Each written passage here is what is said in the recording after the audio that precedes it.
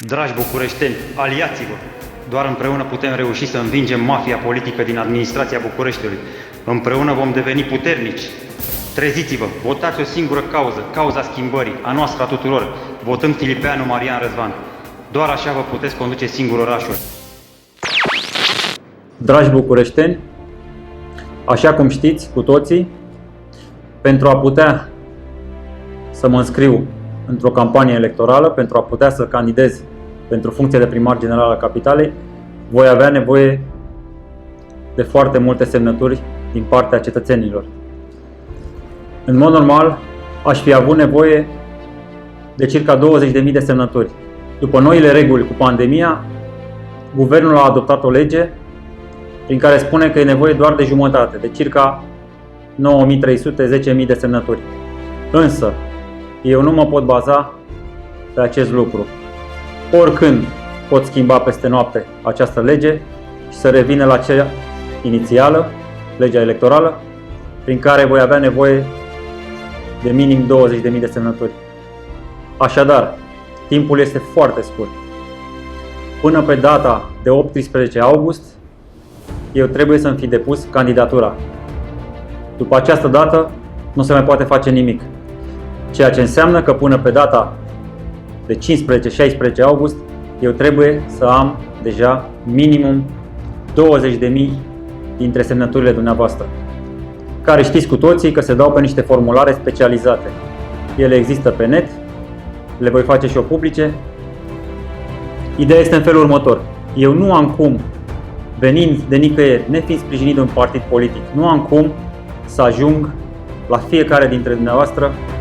Nu pot monta corturi, pentru că după tot ce am publicat, toate schimbările pe care vreau să le fac, cu siguranță îmi vor pune bețe în roate, îmi vor interzice, nu mă vor lăsa și așa mai departe. Nu am cum să iau legătura cu toți dintre dumneavoastră și să adun semnăturile. Vă rog, în mod expres, să vă implicați cu toții dacă susțineți această cauză, dacă vreți să vă schimbați viitorul, dacă vreți să schimbăm toată viața noastră de acum încolo, să trăim într-un mediu curat, să avem un aer depoluat, să avem o poluare aproape de zero, să avem un trafic liber, să facem câteva minute cu mașina prin tot Bucureștiul. Și câte și mai câte v-am promis că putem schimba. Dacă susțineți această cauză, vă rog să vă activați spiritul civic, să deveniți partizani, să vă uniți cu toții.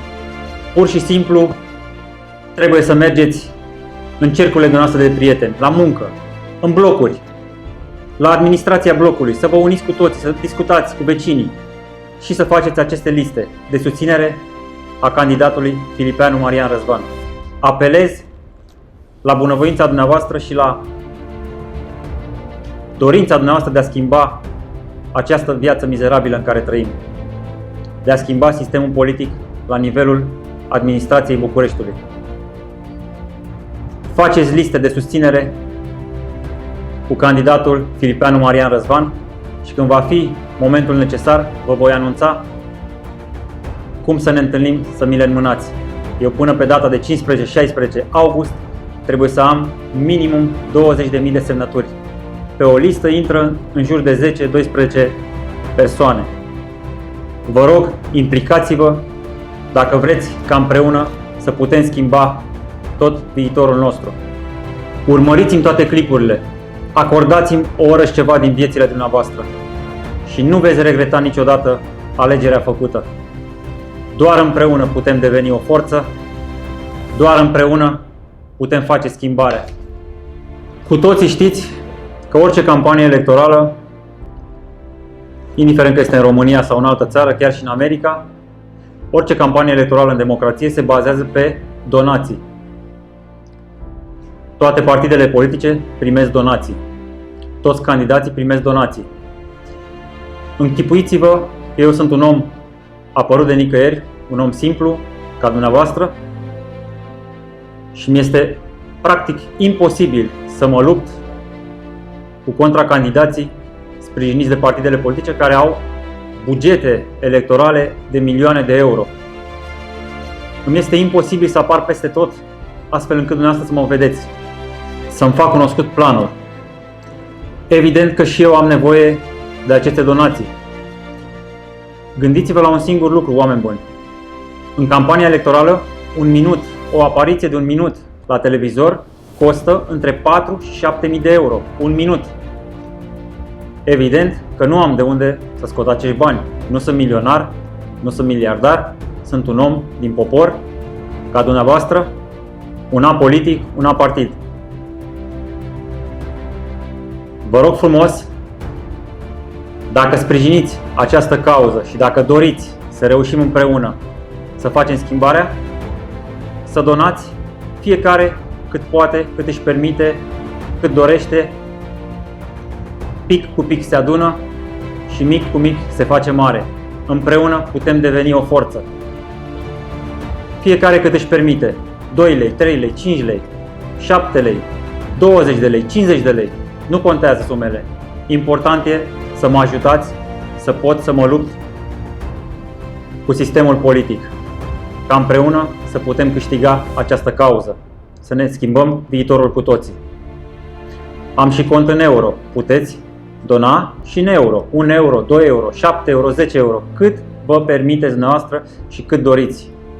Vă rog să înțelegeți că aceasta nu este o cerșeală. Eu voi folosi acești bani în campania electorală pentru a-mi face cunoscut programul de administrare al Bucureștiului cu toate măsurile și soluțiile ingenioase pe care le-am dezvoltat în cei 9 ani de zile de când lucrez la acest proiect. Dragi bucureșteni, vreau să vă mai fac un lucru cunoscut. Sunt născut în ziua de 2 martie 1977.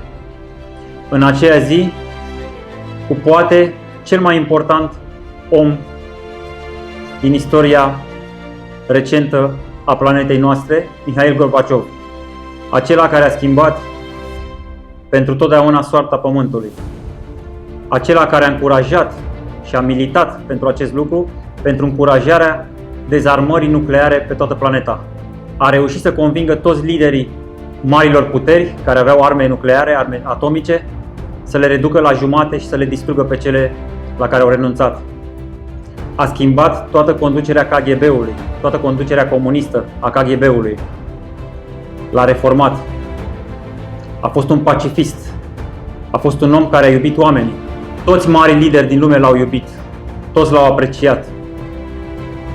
A fost omul care a făcut să înceteze războiul rece, să cadă cortina de fier și a eliberat toate țările care se aflau sub dominarea URSS-ului, sub dominarea comunistă. Le-a redat independența și libertatea. Acest om a avut un vis de mic și a iubit omenirea. A vrut să schimbe ceva pe planetă. Dacă veți da un simplu search pe Google, veți descoperi că cei născuți în ziua de 2 martie sunt oameni care se dedică unor cauze umanitare, își dedică viața și cariera cauzelor umanitare. Le place să ajute alți oameni. Pun interesul cauzelor în care ei se dedică înaintea interesului propriu. Sunt oameni determinați cu coloană vertebrală. Sunt oameni loiali unei cauze, loiali familiei, loiali prietenilor. Sunt oameni care nu trădează, sunt oameni demni. Nu vreau să mă laud, dar vreau să înțelegeți că sunt omul potrivit la locul potrivit și am apărut în momentul potrivit pentru a vă schimba viitorul.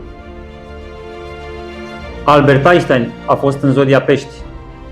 Steve Jobs a fost în zodia Pești. Sunt oameni care au schimbat istoria omenirii.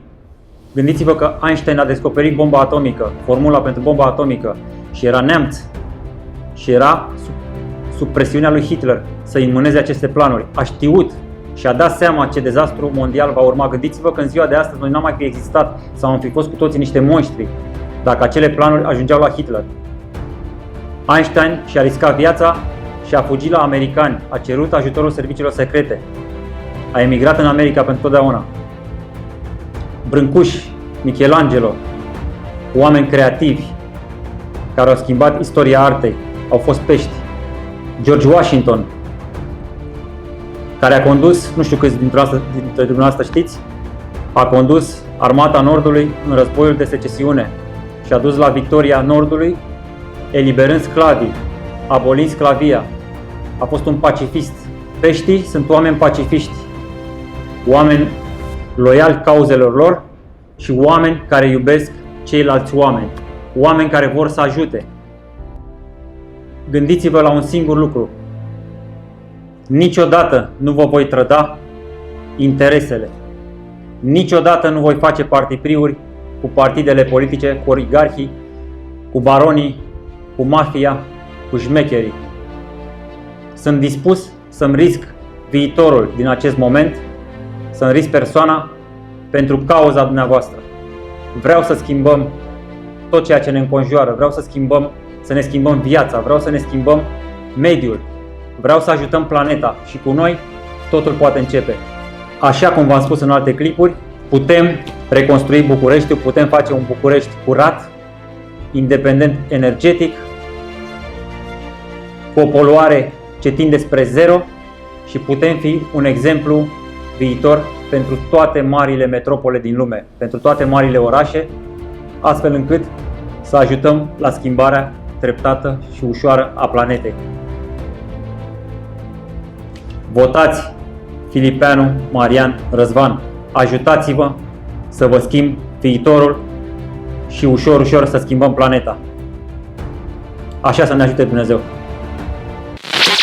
Dragi bucureșteni, aliați-vă! Doar împreună putem reuși să învingem mafia politică din administrația Bucureștiului. Împreună vom deveni puternici. Treziți-vă, votați o singură cauză, cauza schimbării, a noastră a tuturor, votând Filipeanu Marian Răzvan. Doar așa vă puteți conduce singur orașul.